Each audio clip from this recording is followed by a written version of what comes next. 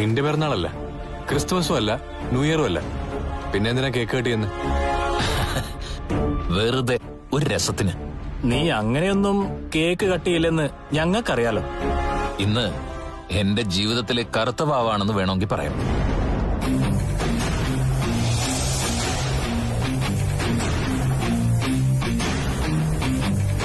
ഞാൻ ഒരിക്കലും ചെയ്യാൻ പാടില്ലാത്തൊരു പ്രവൃത്തി ചെയ്തു. ആത്മാഭിമാനമുള്ള ഒരാണും ചെയ്യാൻ പാടില്ലാത്തൊരു കർമ്മം. പക്ഷെ അത് തെറ്റാണെന്ന് എനിക്ക് തോന്നിയിട്ടില്ല. ഞാനെന്ന് ഏറ്റവും കൂടുതൽ വെറുക്കുന്ന ആരെയാണെന്ന് സാറന്മാർക്ക് അറിയാലോ. അത് കാവശ്ശേരി കരുണനെയും വിജിതയോ അല്ല, അവനെയാ, ആ ഡോക്ടറെ. ആ കണ്ണേട്ടന്റെ ചോരയും വിയർപ്പും കൊണ്ട് വളർന്നിട്ട് ആ മനുഷ്യനെ നിഷ്കരുണം തള്ളിക്കളഞ്ഞ ഉണ്ണി എന്ന മനുഷ്യത്വം മരവിച്ചു പോയവനെ. അവന്റെ നെഞ്ചത്ത് ആദ്യത്തെ റീത്ത് വെച്ച ദിവസമായിരുന്നു. നീ എന്തൊക്കെയാടാ ഈ പറയുന്നേ? അതേപ്പറ്റിയൊന്നും ഇപ്പൊ എന്റെ അടുത്ത് ചോദിക്കണ്ട. അവന് കിട്ടാവുന്നതിൽ വച്ച് ഏറ്റവും വലിയ ശിക്ഷ ഞാൻ കൊടുത്തിട്ടുണ്ട്.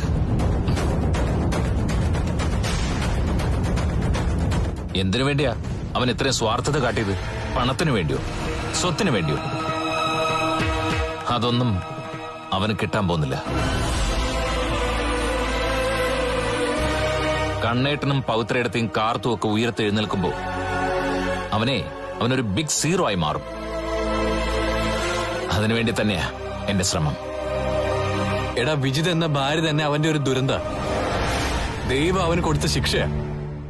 പിന്നെ അതിന്റെ മുകളിൽ ഒരു ശിക്ഷ നീ കൊടുത്തിട്ട് കാര്യമുണ്ടോ? ജയിലിൽ കിടന്നപ്പോ കണ്ണേട്ടന്റെ അച്ഛൻ മരിച്ചപ്പോ മുതലുള്ള കഥകള് കണ്ണേട്ടൻ എന്നോട് പറഞ്ഞു. അന്ന് വെറും 15 വയസ്സ് മാത്രം പ്രായമുള്ള കണ്ണേട്ടൻ കുടുംബത്തിന്റെ ഭാരം മുഴുവൻ ഏറ്റെടുത്തതാ. സ്വന്തം ജീവിതം ഉണ്ണിക്ക് വേണ്ടി മാറ്റിവെക്കുമ്പോഴും അദ്ദേഹത്തിനൊരു സ്വപ്നം ഉണ്ടായിരുന്നു. അനിയൻ ഡോക്ടറായി വരുമ്പോ പറമ്പിലെയും പാടത്തെ അധ്വാനം ഒക്കെ നിർത്തിയിട്ട് ഒന്ന് വിശ്രമിക്കാലോ എന്ന്.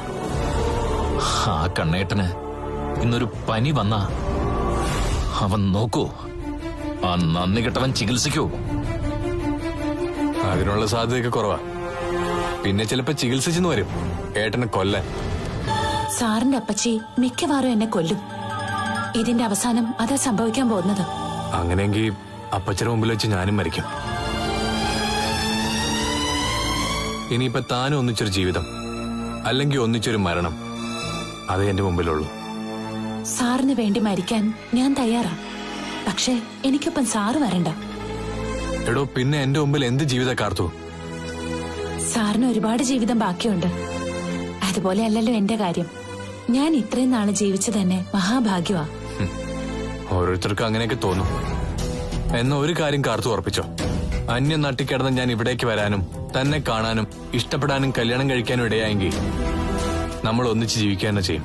അങ്ങനെ ഉറച്ചു വിശ്വസിച്ച നമ്മൾ ആഗ്രഹിക്കുന്ന രീതിയിൽ തന്നെ കാര്യങ്ങൾ വന്നെത്തും.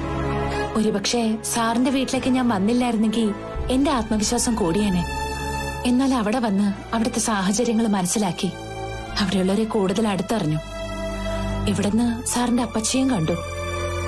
ഇനി എല്ലാം നടന്നിട്ടേ നടന്നെന്ന് പറയാൻ പറ്റൂ. കാർത്തൂനെ ഞാൻ കൈവിട്ട് കളഞ്ഞ തനിക്ക് ധൈര്യമായിട്ട് കേസ് കൊടുക്കാം. കേസോ? കേസ് കൊടുത്ത് നേടേണ്ടതാണോ ദാമ്പത്യം? അത് മനസ്സുകൾ തമ്മിലുള്ള കൂടിച്ചേരലല്ലേ? അതിന് കഴിഞ്ഞില്ലെങ്കിൽ കേസ് കൊടുക്കാം. എന്നിട്ടെന്താ?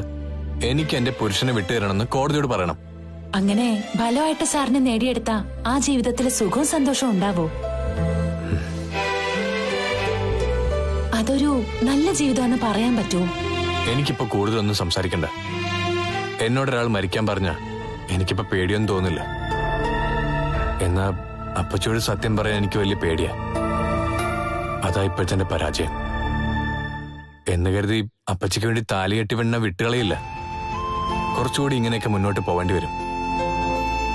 അത് കഴിഞ്ഞാ പിന്നെ ഒന്നിച്ച് ജീവിക്കാനുള്ള സാഹചര്യം ഞാനായിട്ട് തന്നെ ഉണ്ടാക്കും.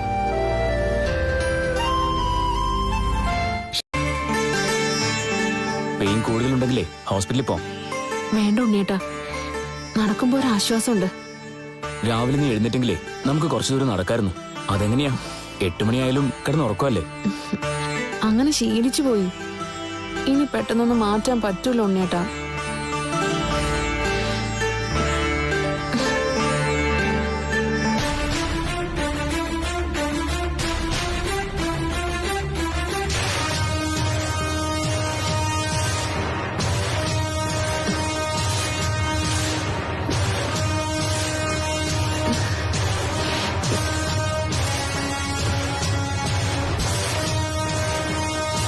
സ്നേഹിക്കുന്നത് വേറെ വല്ലവര്, എന്നിട്ട് എന്റെ മോനെ ഇട്ട് കഷ്ടപ്പെടുത്തുക.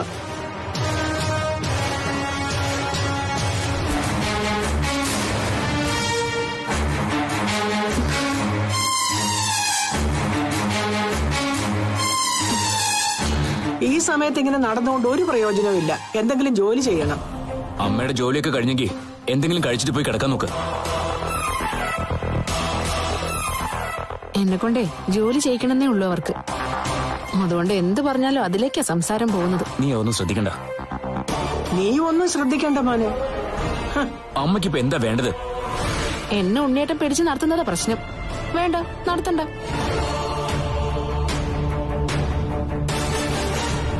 അമ്മയ്ക്ക് തൃപ്തിയായല്ലോ.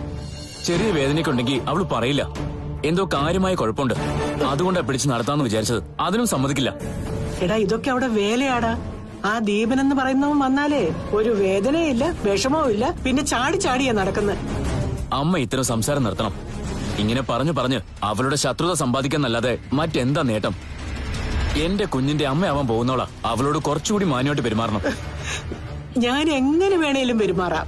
അതുകൊണ്ട് നിനക്കെന്താ പ്രയോജനം? ഈ രീതിക്ക് മുന്നോട്ട് പോയാ അമ്മ എത്രയും പെട്ടെന്ന് ഈ വീട്ടിൽ നിന്ന് പുറത്താവും. അതിനുവേണ്ട എല്ലാ കാരണങ്ങളും അമ്മ തന്നെ ഉണ്ടാക്കുന്നുണ്ട്. ഓരോന്ന് പറഞ്ഞ് ഞങ്ങൾ പെണ്ണുങ്ങളുടെ നാവടപ്പിക്കാൻ ശ്രമിക്കരുത്. ഞങ്ങൾ ആണുങ്ങൾ ഒട്ടുമുക്കാലും ശരിയല്ല.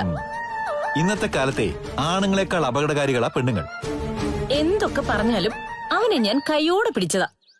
കാർത്തു എന്ന ജോലിക്കാരി പെണ്ണിനെ അവൻ വിളിച്ചിട്ടുണ്ട്. പിന്നെ ഈ കാർത്തികേയൻ കാർത്തു അല്ലാന്ന് എങ്ങനെ ഉറപ്പിക്കും? എടി, വെറുതെ അപ്പച്ചോട് ഇതൊക്കെ പറഞ്ഞ് അവന് തല്ല് മേടിച്ചു കൊടുക്കരുത്. ബെല്ലും ബ്രേക്കും ഇല്ലാത്ത രീതിയിലാ അവൻ പോകുന്നതെങ്കിൽ അവനത് വേണ്ടി വരും. അവന് തോന്നിയ പെണ്ണിനെയൊന്നും ഇവിടെ വിളിച്ചുകൊണ്ട് വരാൻ പറ്റില്ല. നിന്നേക്കാളും താഴെയുള്ള ഒരു പെണ്ണിനെ വേണമെന്നല്ലേ നിനക്ക് ആഗ്രഹം? എന്നുവെച്ച് കണ്ണി കണ്ടവളുമാരെയൊക്കെ വീട്ടിൽ വിളിച്ച് കയറ്റാന്നാണോ? അത് നടക്കില്ല. അതും അവളിവിടെ വന്നു കഴിഞ്ഞാ പിന്നെ നിങ്ങൾ എനിക്ക് സംശയിക്കണം. അതെന്തിനാ? ചേടാ, വന്നേന്റെ പിറ്റേ ദിവസം അനിയനെ കറക്കിയെടുത്തവളെ ചേട്ടനെ കറക്കിയെടുക്കില്ലാന്ന് എന്താ ഉറപ്പ്? അതിനുവേണ്ടി തുനിഞ്ഞിറങ്ങിയവളുമാരെ എന്തും ചെയ്യും. ഈ സംസാരം നിനക്കൊന്ന് നിർത്താമോ? അപ്പച്ചിയുടെ വീടും അവന്റെ വീടും അടുത്തടുത്തല്ല. അതുകൊണ്ട് സൗകര്യമായിട്ട് പോയി പറയേണ്ടതൊക്കെ പറഞ്ഞിട്ട് വരാം. അവൻ അവളെ കെട്ടതെന്ന് എനിക്കുണ്ട്.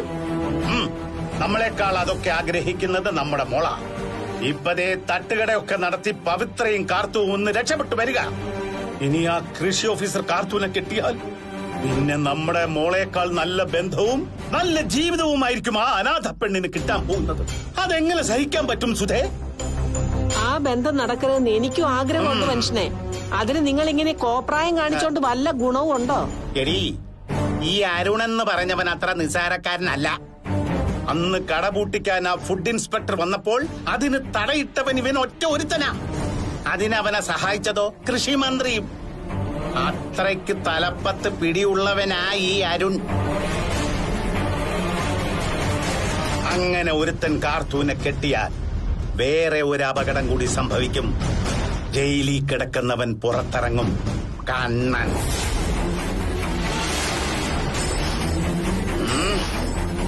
ഒന്നാമത് സബ് ജയിലിൽ നിന്ന് ഇറങ്ങിയതിനു ശേഷം അവനെ പറ്റി വിവരങ്ങളൊന്നുമില്ല. എപ്പ ഇറങ്ങി വരുമെന്നൊന്നും പറയാൻ പറ്റില്ല. അതിനു മുമ്പ് എന്തായാലും അവന്റെ ചങ്കായ കാർത്തൂന്റെ കല്യാണം നടക്കരുത്. അവള് തട്ടുകിടെ കിടന്ന് മൂത്ത് നരച്ചൊടുങ്ങട്ടെ. പിന്നെ ഇവിടെയുള്ളവരാരും തന്നെ നേരത്തെ കണ്ടിട്ടില്ലല്ലോ. എന്നാ പിന്നെ ഓക്കേ.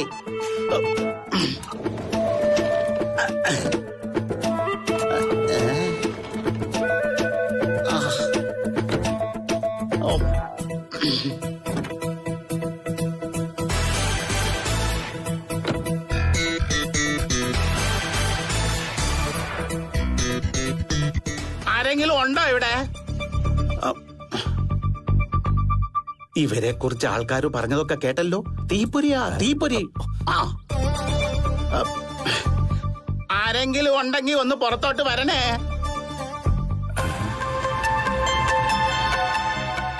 ആരാ? ചേച്ചിയെ ഒന്ന് കാണണമായിരുന്നു. കൊച്ചമ്മയാണോ? ആ, അതെ.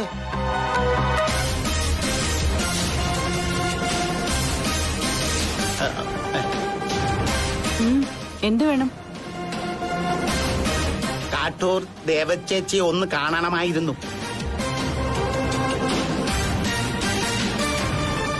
തനിക്ക് എത്ര വയസ്സ് പ്രായമുണ്ടോ? വിശ്വ, ചിലപ്പോ രണ്ടാക്കണ്ടായിരിക്കും. ദേവച്ചേച്ചിയുടെ മോളായിരിക്കും.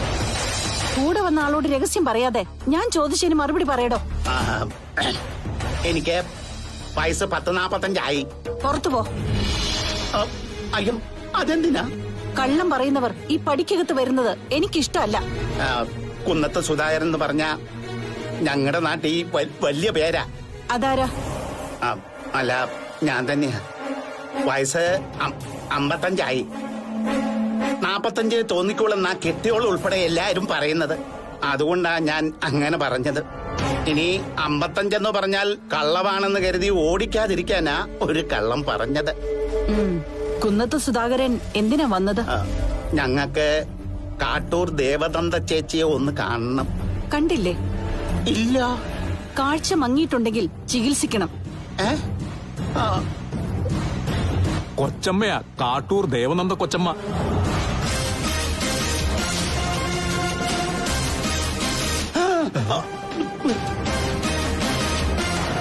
മുന്നിലേക്ക് വരാൻ പറയാം, അപ്പ വന്നാ മതി. സത്യമായിട്ടും ഞങ്ങൾ കരുതിയത് ദേവനന്ദ ചേച്ചിയുടെ മോളാണെന്ന. അത്രയും പ്രായമേ തോന്നൂ.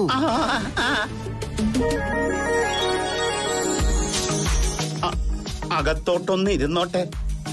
അനന്തരവനെ പറ്റി സംസാരിക്കാനാ വന്നത്. അനന്തരവനെ പറ്റിയോ? ആ കൃഷി ഓഫീസർ ഒരാളുണ്ടല്ലോ, അരുൺ സാറ്. അദ്ദേഹത്തെ പറ്റി സംസാരിക്കാൻ. കേറി വാ. ഓഹോ, പാടും.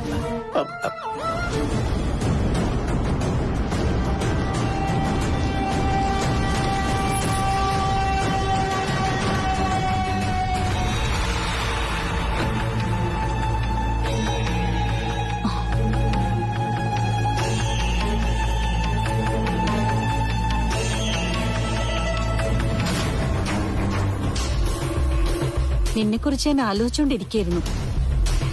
ജോലി സ്ഥലത്തേക്ക് പോകുന്ന വഴിയാ. അതിനു മുമ്പ് അപ്പച്ചയെ കണ്ട് യാത്ര പറഞ്ഞിട്ട് പോവാന്ന് കരുതി. നീ കേറി വാ.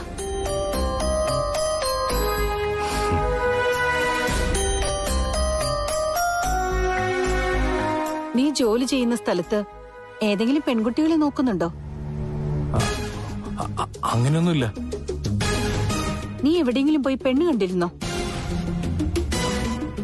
ഇല്ല അപ്പച്ചി. അല്ല, നിനക്കവിടെ ആരെയോ ഇഷ്ടമാണെന്നൊക്കെ ഒരു പറച്ചിലുണ്ടായിരുന്നല്ലോ.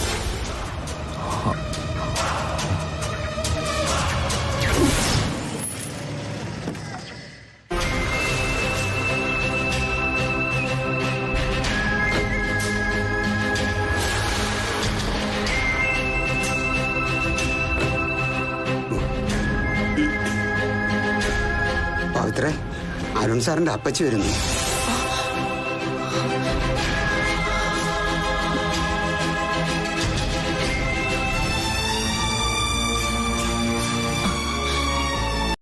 അന്ന് വന്നപ്പോഴേ അതുപോലെയായിരുന്നു എന്റെ പ്രകടനം.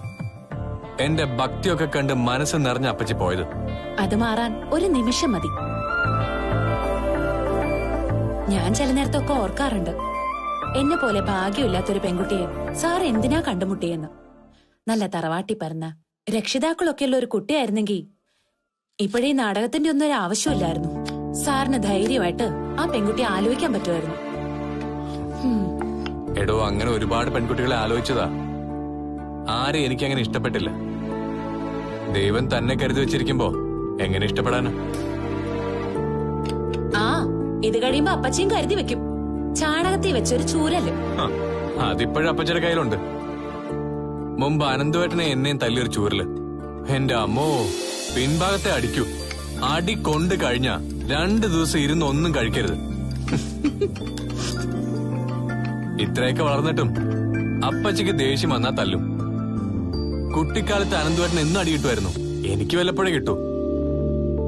എന്ന് വെച്ചാ അപ്പച്ചിയുടെ നല്ല കുട്ടിയായിരുന്നു ഞാൻ.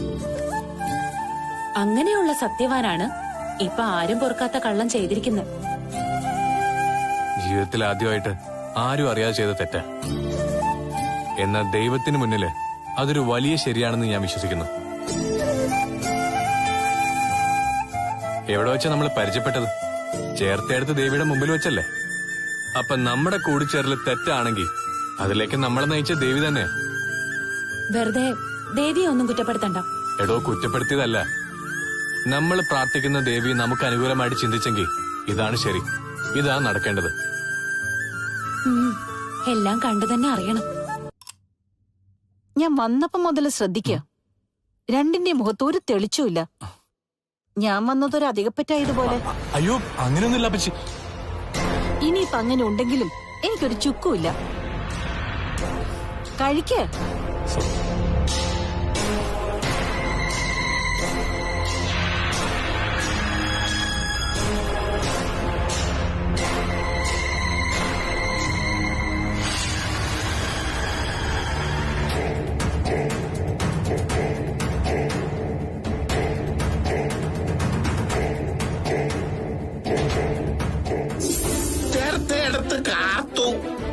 ചേർത്തെടുത്ത് കാർത്തുവോ? ആ നാട്ടിലെ നല്ല പേരുള്ള പെണ്ണ. അഴിഞ്ഞാടി നടക്കുന്ന ഒരുത്തിയാ. അവളുമായിട്ട് അനന്തരവന് അല്ലറ ചില്ലറ നീക്കുപോക്കുകളൊക്കെ ഉണ്ടെന്നറിഞ്ഞു. ചേർത്തെടുത്ത് കാർത്തു.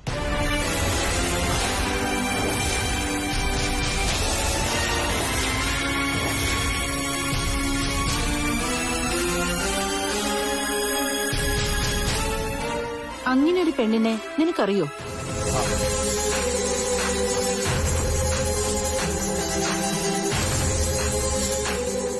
എടാ, ആരാ ചേർത്തെടുത്ത് കാർത്തൂന്ന്?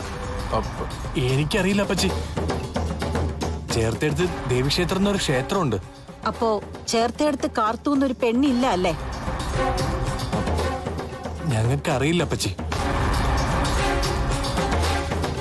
ചേച്ചി, ഇപ്പൊ അവള് പറഞ്ഞത് ശരിയാ. ഇവളിപ്പൊ ഇത്രയല്ലേ പറഞ്ഞുള്ളൂ. ചേച്ചിയുടെ മരുമോളെ ആ കാർട്ടൂനൊക്കെ എന്തെല്ലാം പറഞ്ഞിരിക്കുന്നു. അവസാനം ശ്വാസം മുട്ടിയല്ലേ അവരിവിടുന്ന് പോയത്. അതിൽ എനിക്ക് മാത്രമാണോടാ പങ്ക്? എങ്കിലും നിങ്ങൾക്കായിരുന്നു അവരെ പുറത്താക്കാൻ കൂടുതൽ ആവേശം. അങ്ങനെ ആവേശത്തോടെ പുറത്തിറക്കിയവരെ അവരുടെ കുറവ് നികത്തണം. അവര് ചെയ്തോണ്ടിരുന്ന പണിയൊക്കെ ചെയ്യണം. അതുകൊണ്ടാ ഇവള് പോകുന്നില്ലെന്ന് പറഞ്ഞത്. ആ, ഇനി മരണം വരെ മദ്ദളം തന്നെയാ ഞാൻ. മോളെ, ഒരു കാരണവശാലും വീട്ടിലേക്ക് വരുന്നതിനെ പറ്റി ചിന്തിക്കരുത്. അങ്ങനെ ചെയ്താ ഇവര് ഉണ്ണിയുടെ ചെവി തുളച്ചു കയറുന്ന രീതിയിൽ പരദൂഷണം പറയും. നിന്നെ അവനെ തമ്മിൽ തെറ്റിക്കും. അങ്ങനെ തെറ്റിപ്പിരിയുന്നെങ്കിലേ തെറ്റിപ്പിരിഞ്ഞോട്ടെ, അതിലെനിക്ക് വിഷമമൊന്നുമില്ല.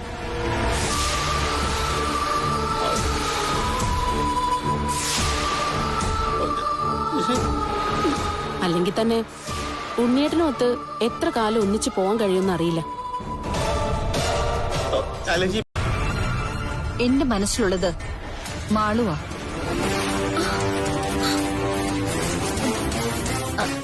അതേപ്പറ്റി അമ്മ പറഞ്ഞിട്ടുണ്ടെങ്കിലും ഞാനത് അത്ര സീരിയസ് ആക്കിയിട്ടില്ല. അവര് തമ്മില് 10-11 വയസ്സിന്റെ വ്യത്യാസം ഉണ്ടല്ലോ. ഞാനും നിന്റെ അച്ഛനും തമ്മിലെ 14 വയസ്സിന്റെ വ്യത്യാസമുണ്ട്. ഇത് 11 ഉള്ളൂ. പോരാത്തേന് മുറപ്പെണ്ണുവാ. നോക്കട്ടെ അവനവളെ വേണ്ടാന്ന് പറയോന്ന്. അതുകൊണ്ടാ ഞാൻ അവനെ പറ്റി കൂടുതൽ അന്വേഷണമൊന്നും നടത്താത്തത്. ഇനി എന്തെങ്കിലും ഇഷ്ടപ്പെടാത്ത കാര്യങ്ങളുണ്ടെങ്കിൽ എന്റെ ആഗ്രഹം നടക്കാതെ പോവുമല്ലോ. എനിക്ക് കുട്ടിക്കാലം മുതലേ അനന്തുവേട്ടനെ ഇഷ്ടം. അതുപോലെ അല്ല അരുണിന്റെ കാര്യം. ഇവിടെ എന്റെ മോളെ കെട്ടണോന്ന് ഞാൻ പറഞ്ഞാൽ അവൻ കെട്ടണം. അവിടെ പിന്നെ രണ്ടാമതൊന്നും ആലോചിക്കാൻ പാടില്ല. നിന്റെ അനിയത്തി ഇങ്ങോട്ട് വരുന്നതിൽ നിനക്കെന്തെങ്കിലും വിരോധമുണ്ടോ? എനിക്കെന്ത് വിരോധം? അവളാ വരുന്നതെങ്കിൽ ഞങ്ങള് രണ്ടുപേരും സമാസമം. രണ്ടുപേർക്കും അടുക്കളപ്പണി അറിയില്ല. അതിന്റെ പേരിലാരും കുറ്റപ്പെടുത്തുമില്ല. അമ്മായിയുടെ ജോലിഭാരം കൂടും, പരാതിയും. അതുകൊണ്ടാ ഞാൻ പറഞ്ഞത് പകുതി ദിവസം ഞാൻ ഇവിടെ വന്ന് നിക്കാന്ന്. വൈകാതെ നല്ലൊരു സെർവന്റിനെയും കണ്ടെത്തണം. എന്തായാലും എന്റെ 2 മക്കളും എന്റെ ആങ്ങളയുടെ വീട്ടിൽ തന്നെ താമസിക്കണം. മരിക്കുന്നതിന് മുൻപ് ഞാൻ എന്റെ ഏട്ടന് കൊടുത്ത വാക്കാത്. ഇന്നേ വരെ അതേപ്പറ്റി ഞാൻ ആരോട് പറഞ്ഞിട്ടില്ലെന്നേ ഉള്ളൂ. അവനിങ്ങോട്ട് വരട്ടെ, അത് കഴിഞ്ഞ് പെണ്ണ് കാണൽ, പിന്നെ നിശ്ചയമില്ലാതെ ഒരു വിവാഹം, മകരത്തിൽ തന്നെ താലികെട്ട്.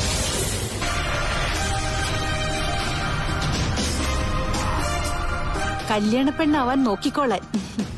അടുത്ത ഞായറാഴ്ച പയ്യൻ ഇവിടെ വരും. ആരാ ദേവേ പയ്യൻ? പയ്യൻ ആരാന്നൊക്കെ എന്റെ മോൾക്കറിയാം. ഇനി നിങ്ങളോടും പറയാം. ഇവൾക്കായി ഞാൻ കരുതി വെച്ചിരിക്കുന്ന പയ്യൻ അരുണാണ്.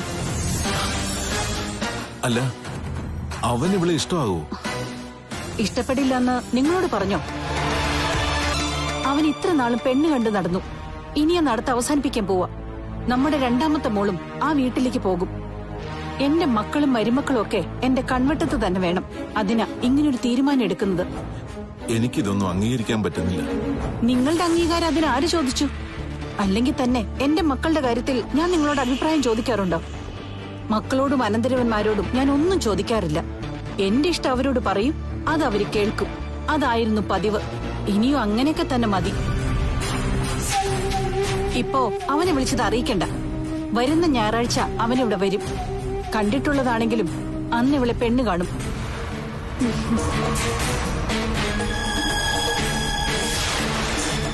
കുട്ടിക്കാലം മുതലേ ഇവിടെ കാണുന്നതാ. എന്നാലും നാട്ടുനടപ്പനുസരിച്ച് ഒരു പെണ്ണ് കാണൽ. അത് കഴിഞ്ഞാൽ പിന്നെ 1 മാസം കഷ്ടിച്ച് അതിനുള്ളിൽ വിവാഹം. അനന്തിനു വേണ്ടി മഞ്ജുമേ ഒരു പ്രായം കഴിഞ്ഞപ്പോ പറഞ്ഞു വെച്ചിരുന്ന. പക്ഷെ ഇവളുടെ അരുണിന്റെയും കാര്യം അങ്ങനല്ല. ഇങ്ങനത്തെ ഒരു ബന്ധത്തെ പറ്റി ആരും ഇതുവരെ പറഞ്ഞിട്ടില്ല. എന്നാ ഞാൻ പറഞ്ഞിട്ടുണ്ട് എന്റെ മോളോട്. അതുകൊണ്ടാ ഇവളുടെ മുഖത്ത് ഇത്രയും സന്തോഷം.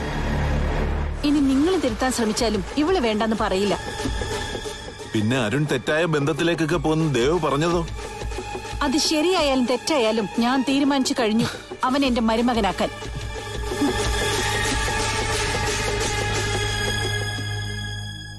മോളെ, നിങ്ങൾ തമ്മിൽ നല്ല പ്രായ വ്യത്യാസമുണ്ട്. അതൊക്കെ ഇന്നത്തെ കാലത്തൊരു വ്യത്യാസമാണോ അച്ഛാ? നമ്മൾ തമ്മിൽ എത്ര വയസ്സിന്റെ വ്യത്യാസമുണ്ട്? നിങ്ങൾ 2ആളും പ്രേമിച്ചിട്ടുണ്ട്. എന്നാൽ ആ സുഖം അറിയാത്തത് ഞാൻ മാത്രം. പ്രണയത്തിന്റെ സുഖം അറിഞ്ഞിട്ട് കാര്യമില്ല സാറേ. നമുക്ക് ആ പെൺകുട്ടിയെ കെട്ടാൻ കഴിയണം. എങ്കിലേ അതിലൊരു പൂർണ്ണത വരൂ. അങ്ങനെ പൂർണ്ണതയിലെത്തിയ ഒരു പുരുഷനാ ദേ അടുത്തിരിക്കുന്നത്. അങ്ങനെ പൂർണ്ണതയിലെത്തിയതിന്റെ ടെൻഷൻ ഞാനിപ്പോ അനുഭവിച്ചോണ്ടിരിക്കുക. ഇതൊരു വല്ലാത്ത അപ്പച്ചി തന്നെ. അല്ല, ഇനിയിപ്പോ എന്തെങ്കിലും അറിഞ്ഞു കാണോ സാറേ? അതാ എന്റെയും സംശയം. ഇവന് വേണ്ടി പെൺകുട്ടിയെ പറയാമെന്ന് അപ്പച്ചി പറഞ്ഞപ്പോ തന്നെ എന്റെ ഉള്ളിൽ സംശയം ബലപ്പെട്ടു. എന്താണെന്നറിയില്ല. ഇനി വീട്ടിലെത്തിയിട്ട് അപ്പച്ചിയുടെ മനസ്സിൽ. പക്ഷേ പിന്നെ അതിനുശേഷം ദീപേട്ടൻ ഇവിടുന്ന് പോവാൻ പാടില്ല. ഇവിടെ താമസിക്കണം. അപ്പൊ ഉണ്ണി അവന്റെ അമ്മയും അവർക്ക് ഇവിടുന്ന് പോവേണ്ടി വരും. എനിക്ക് ഈ വീടിനകത്ത് കയറി താമസിക്കാനൊന്നും പറ്റില്ല. ഇനി അങ്ങനെ ഒരു സാഹചര്യം വരുവാണെങ്കിൽ ഈ വീടും പറമ്പും എന്റെ പേർക്ക് എഴുതി തരണം. ദീപേട്ടൻ പറഞ്ഞോ? നാളെ വേണമെങ്കിൽ ഞാൻ അങ്ങനെ ചെയ്യാം. എനിക്ക് ഈ സ്വത്തും പണമൊന്നും പ്രശ്നമല്ല. എന്റെ കുഞ്ഞിന്റെ അച്ഛനെ എനിക്ക് വേണ്ടത്. അത്രയ്ക്കൊന്നും മുന്നോട്ട് പോരെന്ന് ഞാൻ നിന്റെ അടുത്ത് പറഞ്ഞു കഴിഞ്ഞു. ഒരിക്കലും നിന്റെ ഭർത്താവായിട്ട് ഞാൻ കൂടെ താമസിക്കില്ല. ആ സ്ഥാനമൊന്നും അവന് തന്നെ ആയിരിക്കും, ഉണ്ണിക്ക്. കുഴപ്പമില്ല. എല്ലാം പിടിക്കപ്പെടുന്നത് വരെ ഞാൻ അനുസരിച്ചോളാം. പക്ഷേ ദീപേട്ടൻ മറ്റൊരു വിവാഹം കഴിക്കരുത്. എടീ, അങ്ങനെ കഴിക്കാനായിരുന്നെങ്കിൽ എനിക്ക് നേരത്തെ ആകാമായിരുന്നു. അതുകൊണ്ട് നീ ആ വിഷയത്തിലേക്ക് കിടക്കണ്ട. ദീപേട്ടൻ എന്തെങ്കിലും കഴിച്ചായിരുന്നോ? എന്തൊരു ചോദ്യോടെ ഇത്. പിന്നെ പാതിരാത്രി കഴിയുന്നവരെ ഞാൻ വിശന്നിരിക്കൂ. സ്വന്തം കുഞ്ഞ് ജനിക്കാൻ പോവാന്നറിഞ്ഞ് അതിന്റെ അമ്മയെ കാണണം, അതിനോടി വന്നതല്ലേ. എന്നാ പിന്നെ ഇവിടെ നിക്കണ്ട, നമുക്ക് അകത്തേക്കിരിക്കാം.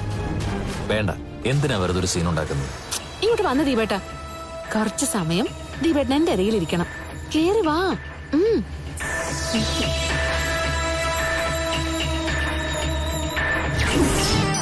ദേഹത്തെടുത്തോണ്ട് നടന്നത് സർപ്പത്തെ അടി നയനെ. എന്നാലും മറ്റവളുമാരെ പോലെ ദുർനടപ്പില്ലല്ലോ. അയ്യോ, അങ്ങനെയൊന്നും പറയണ്ട. നമുക്ക് തെറ്റുപറ്റി പോയോന്നൊരു സംശയമുണ്ട്. രാത്രിയില് നിന്റെ കെട്ടിയവൻ തന്നെയാണോ അങ്ങോട്ട് വരുന്നതെന്നറിയില്ല. ഇപ്പൊ എന്താ അങ്ങനെ തോന്നാൻ? അല്ല, അവളുമാര് പോയതിനു ശേഷവും ജനലിന്റെ അടുത്ത് ലൈറ്റടി ആളനക്കൊക്കെ ഉണ്ടായിരുന്നു. എനിക്കൊന്നും പുറത്തോട്ട് പോലും പോകാൻ പറ്റാത്ത അവസ്ഥയാ. പിന്നെ നിങ്ങൾ തന്നെയല്ലേ എല്ലാം കുത്തിയിളക്കിയത്? അയ്യോ, ആണ് ആണ്. അതിനുള്ള ശിക്ഷ ഞാനിപ്പോ അനുഭവിച്ചോണ്ടിരിക്കുക. നിങ്ങളുടെ പറച്ചില് കേട്ടാ തോന്നുമല്ലോ ഇളയ മരുമോളെ കാണാൻ ആൾക്കാർ വരുന്നേന്ന്. അതേപ്പറ്റി ഒന്നും ഞാൻ പറയുന്നില്ല. നമ്മുടെ കണക്ക് കൂട്ടലുകൾ പിഴച്ചോന്ന് എനിക്കിപ്പോ സംശയമുണ്ട്. വിജിതയും അവളുടെ അച്ഛനും അമ്മയൊക്കെ എപ്പോഴും തറവാട്ടിൽ തന്നെ ഉണ്ടല്ലോ. അപ്പൊ പിന്നെ ഇഷ്ടം പോലെ ജോലിയും കാണും നിങ്ങക്ക്. അതുകൊണ്ടായിരിക്കും ഇപ്പൊ തട്ടുകട നടത്തുന്നവളുമാരെ ന്യായീകരിക്കാൻ നോക്കുന്നത്. ഞാൻ ആരെയും ന്യായീകരിച്ചില്ല, ആരെ കുറിച്ചും പരാതിയും പറയുന്നില്ല. ഇപ്പൊ ഞാൻ അമ്പലത്തിലേക്ക് പോകുന്നതേ എന്റെ മോന് ചതി പറ്റരുത് എന്ന് പ്രാർത്ഥിക്കാനാ. എന്റെ ഉണ്ണിക്ക്. അവനൊരു ഡോക്ടറല്ലേ? അങ്ങനെയുള്ളപ്പോ അവനെ വഞ്ചിക്കേണ്ട കാര്യം വിജിതയ്ക്ക് എന്താ? വിജിത അവനെ വഞ്ചിച്ചെന്ന് ഞാൻ പറഞ്ഞോ? പപ്പനാണോ തെറ്റുകാരനെന്ന് ഉറപ്പിക്കാൻ പറ്റാത്ത അവസ്ഥയാണെന്നല്ലേ ഞാൻ പറഞ്ഞുള്ളൂ.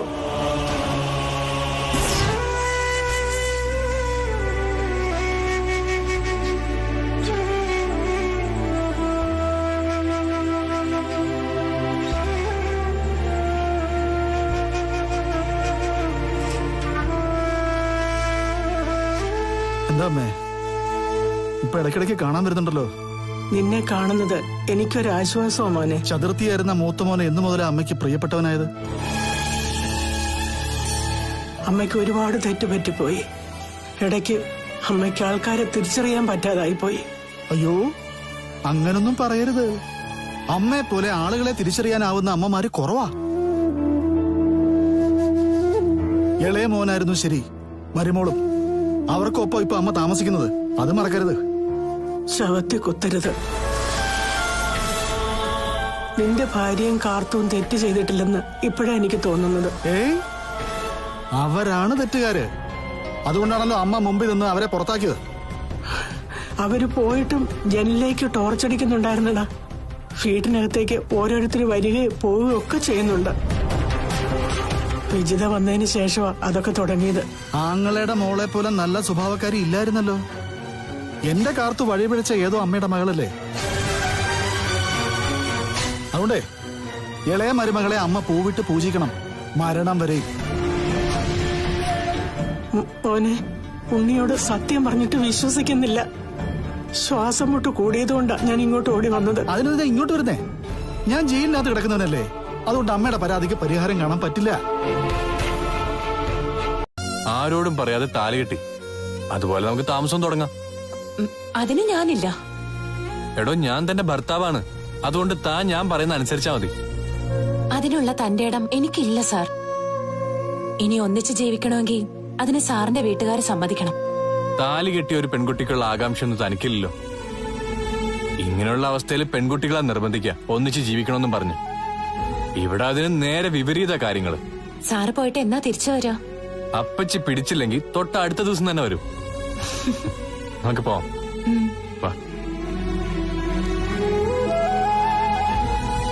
ഞാൻ അവിടെ ചെന്നിട്ട് വിളിക്കാം. വേണ്ട, എനിക്ക് സാർ അവിടെ എത്തിക്കഴിഞ്ഞാൽ ഭയങ്കര ടെൻഷനാ. താൻ അങ്ങനെ പറഞ്ഞ എങ്ങനെ ശരിയാവുക? ഞാൻ വിളിക്കും.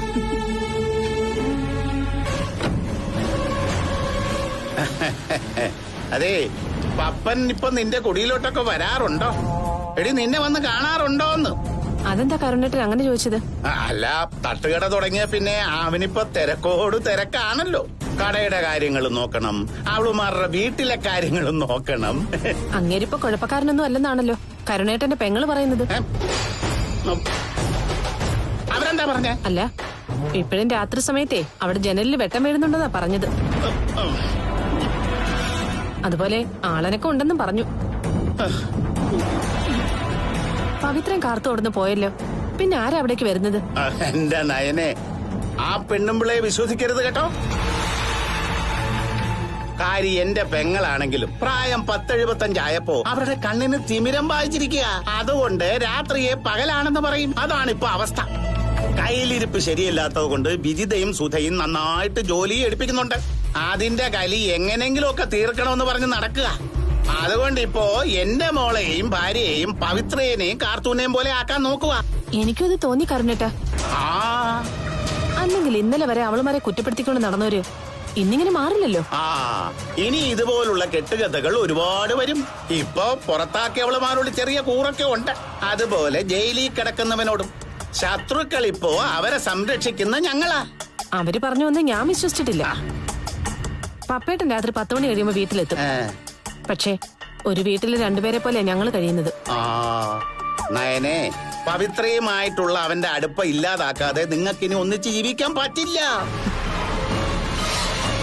കുറച്ച് സ്വാതന്ത്ര്യം തന്നപ്പോ അഹങ്കാരമായി പോയി. ഇപ്പൊ എന്റെ മോളെ നാട് മുഴുവൻ നാറ്റിക്കാനാ പരിപാടി അല്ലേ? ആര് നാറ്റിച്ചെന്നായി പറയുന്നത്? നിങ്ങൾ പപ്പന്റെ ഭാര്യയോട് എന്താ പറഞ്ഞേ? ഞാനൊന്നും പറഞ്ഞില്ലല്ലോ. ഒന്നും പണഞ്ഞില്ല. അവളുടെ മനസ്സിലോട്ട് വിഷം കുത്തി ഇറക്കി. ഇതുപോലെ നിങ്ങൾ ആരോടെല്ലാം പറഞ്ഞിട്ടുണ്ടാവും. ഒന്നാമതേ നിങ്ങളൊരു നുണച്ചിയാ. എനിക്കങ്ങനെ നുണ പറയുന്ന ശീലമൊന്നുമില്ല. ഒട്ടും ഇല്ല. മോളെ, നുണയെന്ന് പറയുന്ന വാക്കേ ഇവർക്ക് അറിയത്തുപോലും ഇല്ല. നോക്കെടുത്ത സത്യേ പറയൂ. ഇന്നലെ രാത്രി ഇവളെ കാണാൻ ആ ദീപൻ എന്ന് പറയുന്നവൻ ഇവിടെ വന്നു. അത് സത്യമല്ലേ? എന്റെ മോൻ ഉറങ്ങിക്കിടക്കുമ്പോ ഇവൾ അവനുമായിട്ട് കൊഞ്ചുകയും കുഴയുകയും ചെയ്തു. അനാവശ്യം പറഞ്ഞ അടിച്ച് ഞാൻ അണപ്പല് താഴെ ഇടും. അല്ലമ്മേ, ദീപേട്ടൻ എന്നെ കാണാൻ വന്നിരുന്നു.